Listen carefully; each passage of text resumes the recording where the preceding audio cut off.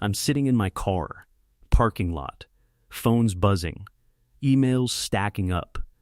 My shoulders are literally up by my ears. And there's this weight I've gotten so used to that I barely notice it anymore. That low hum of dissatisfaction. The thing is, no, I know the science. I get what's happening in my brain. I know my dopamine's at baseline. Serotonin isn't doing its job. My nervous system's stuck in this mild alert state, and I can feel it, like static underneath my skin. But knowing what's happening doesn't always fix it. Then I discovered something, and it sounds almost too simple. Sometimes happiness isn't something you chase or think your way into. Sometimes you can literally trigger it in your brain in less time than tying your shoes. This is the part most people miss. We spend so much energy trying to engineer happiness through big stuff. Therapy, medication, life overhauls, expensive vacations. But neuroscience is showing us something different. Your brain isn't waiting for major life events. It's waiting for you to understand the switches, the little levers, the tiny actions that actually cascade into real emotional change. And here's what the research actually shows. You don't need 10 minutes. You don't need an hour. There are specific things that work in 10 seconds or less because they hit your neurochemical systems directly. They work on dopamine, on serotonin, on your vagal tone, on your nervous system. This isn't about positive thinking. This isn't about affirmations. This is neurobiology. Let me walk you through 5 of them. The first one is the smile.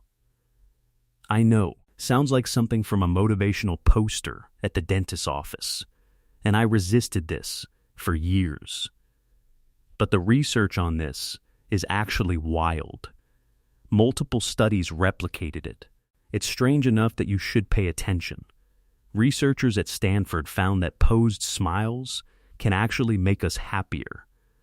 Not magic. Something called the facial feedback hypothesis. Here's what happens in your brain when you create a smile, or even a fake one, even forced. Then, your facial muscles send signals back to your brain. Your brain reads those signals as we are smiling, and then it asks itself a question: why? Would we be smiling if things weren't okay? Then, it starts creating the internal state that matches the external expression.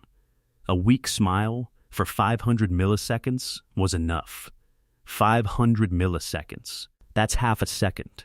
Researchers found a noticeable happiness increase from people mimicking smiling photos or pulling their mouth toward their ears. So, it's not just about the smile existing.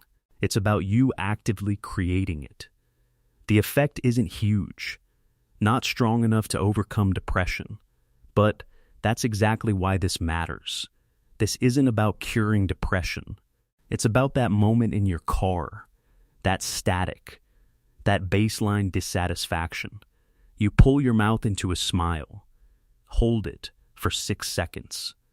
Something shifts. It's subtle, but it's real, because you've given your brain permission to start feeling differently. The second is breath, specifically breath that's longer on the exhale than the inhale. Your vagus nerve is the longest nerve in your body. It's a major highway connecting your brain to everything else.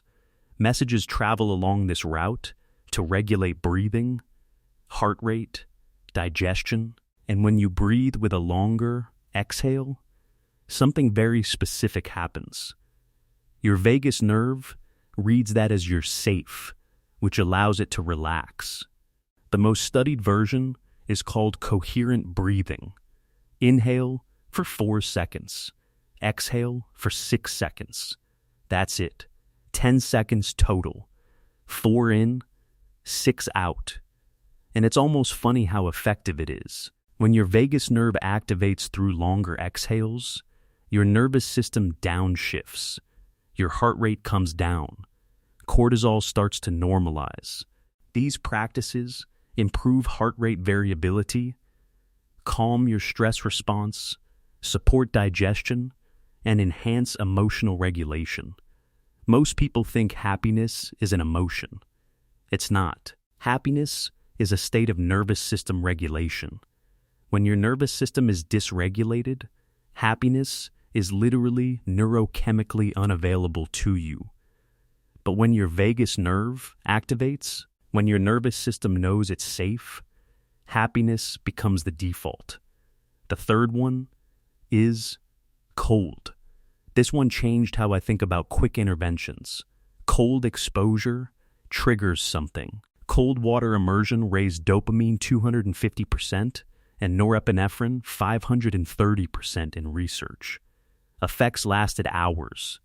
Let me say that differently, because it's almost too wild. A brief exposure to cold water, or even just a splash on your face, triggers a dopamine increase comparable to some recreational drugs. And it doesn't crash. Hours afterward, it's still elevated. Here's what fascinates me. Cold exposure is the only dopamine boost that keeps your baseline raised for hours. Because the dopamine doesn't crash, it actually raises your baseline over time, leaves you less susceptible to those quick-hit rewards that actually deplete dopamine. Think about what people usually do for a quick hit. Check their phone, watch a video, grab sugar. What happens after? Crash. Dopamine drops lower than where they started. So they need another hit, and another. It's a cycle. But cold? A single exposure. Participants reported less negative mood disturbance, showed significantly increased vigor and esteem, even a 30-second effect. Fastest way? Splash your face with cold water. Or run your wrists under cold for 10 seconds. Or step into a cold shower for 30 seconds. You're triggering your sympathetic nervous system in a controlled way. Your body releases dopamine. Your nervous system learns it can handle stress. And you get this clarity, this slight elation, with measurable effects on mood. Most people get this completely wrong. They think happiness is passive, something that happens to them. But research shows it's something you can actively manufacture through your neurochemistry. One of the fastest ways? Trigger your body's stress response in a controlled, brief way. The fourth is gratitude, but specifically gratitude written down.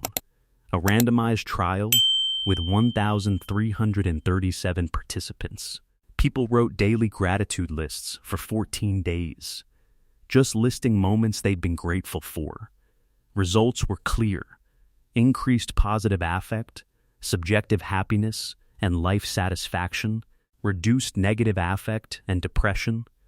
But here's where people get confused about gratitude. They think saying thank you, feeling grateful, but the research points specifically to writing. Why? Because writing engages multiple neural systems at once. Memory, visual processing, motor cortex. Your brain works differently than if you're just thinking about what you're grateful for.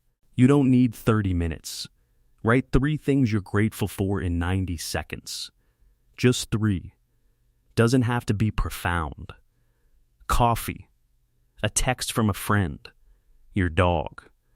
Here's the strange part. When you write these down, you're not just feeling better in that moment. You're training your brain to notice these moments moving forward, creating a bias in your attention. Your brain starts scanning for things to be grateful for, because now it knows it's about to write them down. You're rewiring your attention. The fifth is touch. The simplest version, touching another human. Holding someone's hand for 10 seconds. Your body has this whole system built around connection. Physical touch, hugging, hand-holding, eye contact. Talking with friends and family reduces cortisol and activates your vagus nerve. Physical touch releases oxytocin, the love hormone. Not just for romance.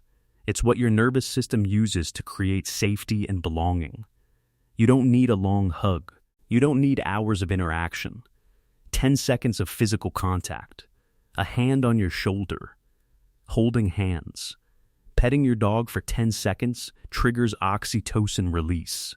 When oxytocin releases, something shifts. Your nervous system recognizes safety, belonging, connection, and happiness becomes available again. Here's what I want you to understand about all 5 of these. Something obvious once you see it. Your brain doesn't know the difference between happiness from a major life event and happiness from a neurochemical shift. Your brain only knows the signal, the state. When you smile, your brain doesn't know if you're smiling because something wonderful happened or because you chose to smile. It just reads the feedback. When you breathe a certain way, your brain doesn't evaluate if your situation deserves safety. It just reads the signal. When you trigger dopamine through cold, your brain doesn't ask if you've earned it. It just processes the neurotransmitter. This isn't a loophole.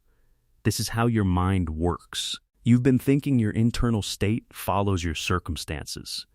But neuroscience shows the relationship works both ways. You can change your circumstances through action, but you can also change your internal state through deliberate physiological intervention. And the most powerful interventions take almost no time, because that means you can do them right now, in this moment, not next week, not after you solve your problems, right now, in the next 10 seconds. So, what are you waiting for?